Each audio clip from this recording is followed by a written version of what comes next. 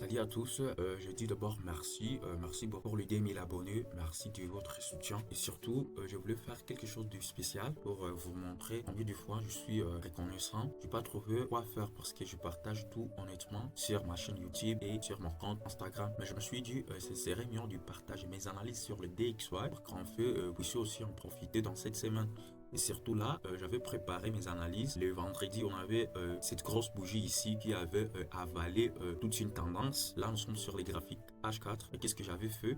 J'attendais que les prix retracent pour aller toucher la zone premium. Donc ici, les prix avaient retracé. J'avais utilisé mon outil Fibonacci et j'attendais que les prix retracent jusqu'à cette zone. Et là, je vois qu'on avait un IVG ici dans la zone OTE. On l'avait tracé avec ces niveaux ici de Fibonacci. Et donc là, j'attendais que les prix arrivent sur cette zone pour me donner des confirmations d'entrée. Et qu'est-ce que j'avais là? Nous sommes ici le lundi. On avait donc le plus haut du lundi, il est là. Mais aujourd'hui, mardi, on a pris le plus haut du lundi et on a rejeté. Puisque cela me dit, ça veut dire qu'on a continué d'aller alors à la baisse parce que ici, on a notre première confirmation. On a déjà cassé le busy H4 et là, on est en train de les retester pour commencer une tendance baissière. Et là, si je passe sur du 15 minutes, et bien voilà, c'est qu'on a sur du 15 minutes. On a cette prise de liquidité. Donc ici, c'est le previous daily high du lundi.